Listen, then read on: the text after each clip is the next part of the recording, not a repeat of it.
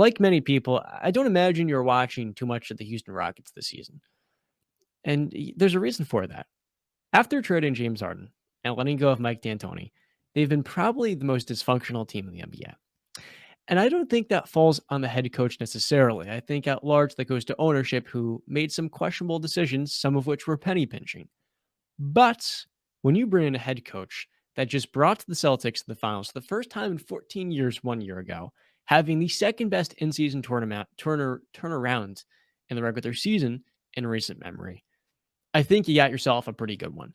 If there's one thing Ime Udoka brings to a locker room, it is accountability, and maybe more importantly, it is competitiveness.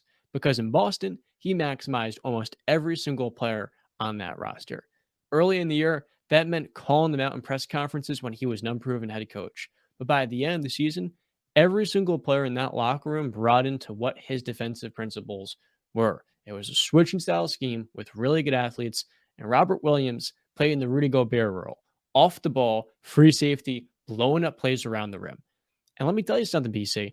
While no one was watching the Rockets this last season, they have a ton of defensive talent. They took Jabari Smith with the third overall pick, and there were games last year where 19-year-old defending Giannis, he was showing a lot of really good physical traits. He has a motor, and at 6'11", 6'10", he can be one of the best, I think, wing defenders in the league that is switchable and can protect the rim. They've also got Tari Eason, who they use a first-round pick on. He is an absolute lightning rod on defense. They've got Kenyon Martin's son, Kenyon Martin Jr.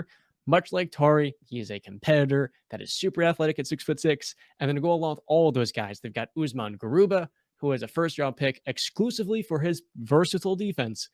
I think this Rocket team is going to get themselves one of the most impressive young coaches in the league this year, because all Ime Udoka has done from his time in San Antonio to Boston is maximize defensive talent. And dude, the Rockets have a good amount of it already. Not to mention, offensively, they've got Jalen Green, who definitely needs to improve his feel for the game and his shot selection. But when you have him and a passer like Alperen Şengün, who's basically Domantas Sabonis, he's got some mid-range game in the making. I think offensively as well, they're going to have a lot more structure and a lot more flow than they did with Steven Silas in the fold. Yeah, you hit the nail on the head. The defensively, because that's all I've heard from a lot of people. The NBA world is the NBA community is the Rockets more energy, but energy and effort. Really, I mean, defense. I would say 75% of defense is just effort, or something give or take that. But and that's what I think. I heard a lot from the Rockets is that the young team just lacked effort and energy. They weren't willing to put in the work, and I think Ime Udoka is a perfect guy to fix that. Boston kind of had similar to that. Obviously not Marcus Smart, but some other players on the team. And he was willing to get them to buy in defensively. And then we saw the leaps they made from the January on where they went to the NBA Finals. So for him to the Houston Rockets, I mean, I tweeted it. He's got a lot of work to do. He really does. This team is a long ways away. But this is hiring Ime Udoka is a great start because he is somebody who's a no nonsense, no bullshit kind of guy. So let's hope he can change up the attitudes real quick.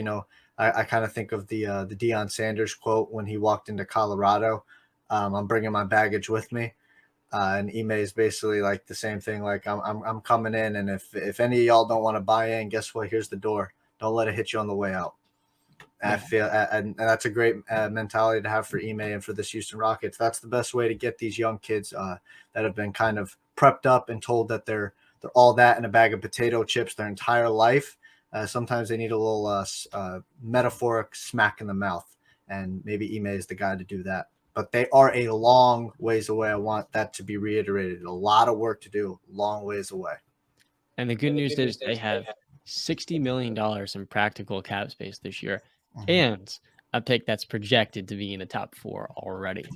So you have a lot of resources, but also a lot of pressure because, Brandon, when they made the Russell Westbrook trade, they gave up 2 first-round picks in 2021 and in 2024. that were both top 4 protected. The 2021 pick they got because they tanked so hard they got it. In 2024, they're probably not going to have that opportunity because they've already been one of the worst teams in the league for 3 straight seasons. So I think for a team that already has a lot of young talent, are they a far, far, far way to go? No doubt. They have to make some progress because they've made none so far. And they've been rebuilding for now 3 years. But this is the second phase of this team's rebuild. And I'm pretty confident in a Western Conference that is older, has teams like the Clippers, Warriors, Lakers a little bit younger now, but a lot of steely veterans that missed time, kind of like the Oklahoma City Thunder this season, who got a lot of buy-in by Mark Daigneault.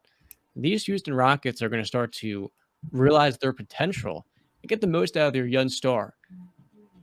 That being said, yeah, this is a challenge that Ime Udoka is going to have to overcome because he doesn't have Jason Tatum. And Jason Tatum, when he got him, was a top 15 player in the game.